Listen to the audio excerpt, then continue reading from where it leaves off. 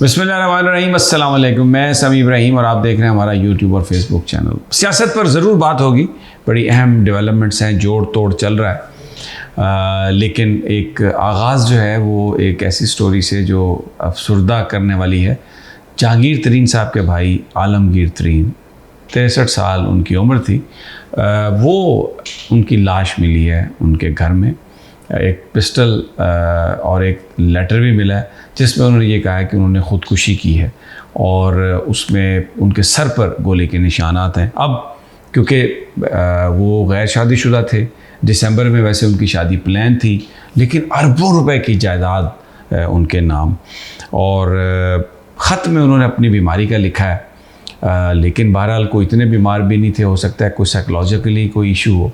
लेकिन अब क्योंकि उनके नाम बहुत ज़्यादा प्रॉपर्टी थी तो इसलिए पुलिस जो है, मैं सुन रहा था अभी मोहसिन नकवी साहब को जो वज़ीर आला हैं, उनका ये कहना था कि वो लाश का पोस्टमार्टम करा रहे हैं। अब इसमें जो और एक अहम बात है कि वो गैर शादीशुदा थे लेकिन अरबों रुपए की जायदाद थी। तो अब नेचुरली बहुत सारे सवाल उठते हैं जो कि सिर्फ अभी तक सवाल हैं, कोई मोटिव नज़र नहीं आ रहा, कोई शक नहीं है। अभी फिंगरप्रिंट्स ले लिए गए हैं, पुलिस करेगी उसकी इन्वेस्टिगेशन। वैसे तो आपको पता ही है पाकिस्तान में पुलिस की इन्वेस्टिगेशन का क्या मतलब होता है। जो ताकतवर लोग हैं, बड़े लोग हैं, वो हर चीज़ छुपा जाते हैं। और इस केस में आलमगीर साहब का कोई बच्चा नहीं है, उनका कोई वारिस नहीं है। जहांगीर तरीन साहब ही या जो दूसरे उनके भाई हैं वही उनके वर्सा में से हैं।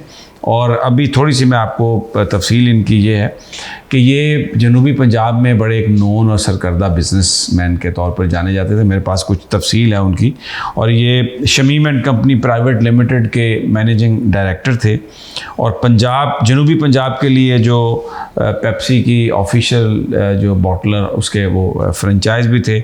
और ये पानी साफ़ करने के, ड्रिंकिंग वाटर का जो सबसे बड़ा प्लांट है पाकिस्तान का, उसको चला रहे थे। इसके अलावा इनके नाम पर बहुत सारी ज़मीन भी है।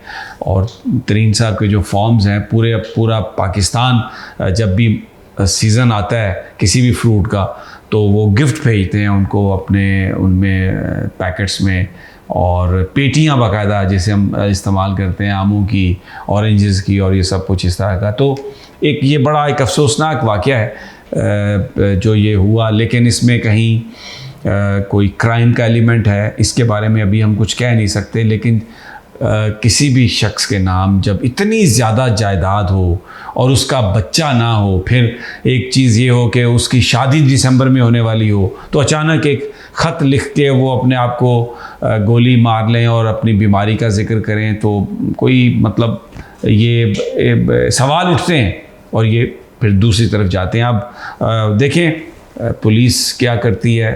जहांगीर तरीन साहब बड़े पावरफुल आदमी हैं, इस्तेकाम पाकिस्तान पार्टी है उनकी, और नून लीग के साथ अलायंस की बातें भी हो रही हैं। इस वक्त जो पंजाब में जो केयर टेकर्स हैं मोहसिन नकवी साहब, उनका भी जो इस वक्त टिल्ट है वो नून लीग की तरफ ही है, PDM की तरफ है।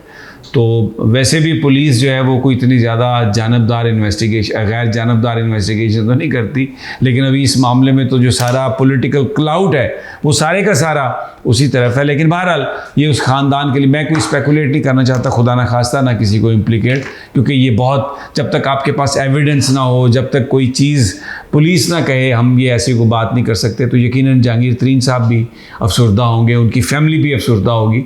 तो ये सारी जो सूरत हाल है। लेकिन क्योंकि एक कत्ल है और एक बड़े मिस्टीरियस अंदाज में अचानक ये खबर आई है, तो इसलिए मुख्तलिफ सवालात लोगों के जहनों में हैं जिनके हवाले से मैंने बात की। तो एक तो ये बड़ी अहम खबर थी। दूसरा, जो पीपल्स पार्टी और नून लीग के बीच जो दरार है वो अपनी जगह पर मौजूद है। लेकिन आज PCB के चेयरमैन, ये भी एक डिस्प्यूट था पीपल्स पार्टी और नून लीग के बीच में, वो हमें नज़र आया है कि वो सॉर्ट आउट हो गया और मैनेजमेंट कमेटी के सरबराह के तौर पर ज़का अशरफ साहब ने चार्ज संभाल लिया। और जो नजम सेठी साहब हैं वो अब क्रिकेट बोर्ड से आउट हैं। अभी तक बलूचिस्तान हाई कोर्ट और जो पेशावर हाई कोर्ट है उनके स्टे ऑर्डर्स मौजूद हैं PCB चेयरमैन के इलेक्शन के लिए, लेकिन मैनेजमेंट कमेटी का जो सरबराह है वो बना दिया गया है ज़का साहब को, और इस पे कहीं से भी कोई रुकावट नहीं थी। लेकिन एक ये इंडिकेशन है कि जो जरदारी साहब का प्रेशर है नून लीग उसको बर्दाश्त कर रही है। वैसे ज़का अशरफ साहब इज़ ए गुड चॉइस।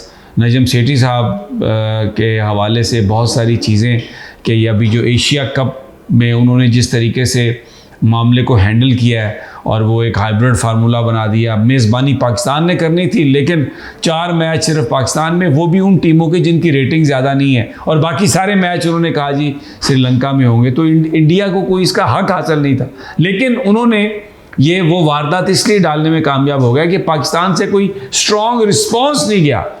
तो अगर कोई पीसीबी में कोई स्ट्रॉन्ग आदमी होता तो फिर शायद इस तरह की बात ना होती। बहरहाल ज़का साहब के आने के बाद अब ख्याल है कि इस मामले में, इन तमाम मामलात में पाकिस्तान एक पूरा एक स्टैंड बनाएगा। नजम सेठी साहब के बारे में इत्तला है कि नवाज शरीफ साहब ने अब उन्हें वज़ारत उज़्मा का उम्मीदवार बना लिया।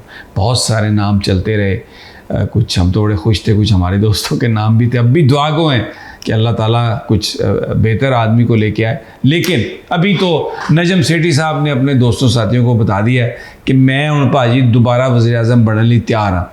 तो अब पिछली दफ़ा तो डॉक्टर शाहिद मसूद साहब ने 35 पंक्चर्स की बात की थी, बाद में वो पता नहीं सच साबित हुई या गलत, लेकिन अभी अगर वो वज़ीर आज़म बनेंगे तो फिर यकीनन पंक्चर्स की तादाद में तो इजाफा होगा। पंक्चर तो ज़्यादा हो गए। पंजाब के वज़ीर आला के तौर पर अगर 35 थे तो इधर तो फिर चारों सूबे और मरकज़ 100-125 के लगभग तो पंक्चर ज़रूर होंगे। बहरहाल ये इस हवाले से है जो चीज़ें चल रही हैं। लेकिन सियासत जो है गिलगित बल्तिस्तान की वो एक बड़ा अजीब रुख ले रही है। वो अब समझ में आई है कि जी जुमे वाले दिन इलेक्शन की तारीख आ गई है और हाजी गिलबर जो कि फॉरवर्ड ब्लॉक के हैं और इधर थे इस्लामाबाद में, बीमार थे, कमर ज़मान कायरा साहब उनसे मिले, उनकी ज़मानत हो गई और अब वो वापस जा रहे हैं और बताया ये जा रहा है कि वही मुत्तफ़िका तौर पर उम्मीदवार होंगे और उनको वो गिलगित बल्तिस्तान के वज़ीर आला उनको बना दिया जाएगा। जरदारी साहब की तरफ से और अभी जो इस वक्त जो मेन स्ट्रीम जो हमारी जो पॉलिटिक्स है उसमें जो पत्ते सियासतदानों ने अपने पास उनके हैं उनको अभी पूरी तरह खोल नहीं रहे और कोशिश की जा रही है किसी न किसी तरीके से कि कोई नून लीग की कोशिश ये है कि ये इलेक्शन 2024 में हो, जबकि आसफ़ अली जरदारी साहब इस बात पर तुले हुए हैं कि वो इलेक्शन जो है इसी साल होने चाहिए। चेयरमैन पीटीआई जो हैं वो अपनी ज़मानत कराने के लिए मौजूद हैं कोर्ट में और लेकिन आज एक बात देखने में ये आई है कि कमरे अदालत के बाहर आज हजूम है। बहुत अरसे से खान साहब जब जा रहे थे तो लोगों की तादाद उनके साथ नहीं होती थी, लेकिन आज समहाउ द अदर लोगों की एक बड़ी तादाद कमरे अदालत के बाहर मौजूद है। मुझे इजाज़त दीजिए, अगली वीडियो तक इंशाल्लाह जल्द मुलाकात होगी। अल्लाह ने के बाद।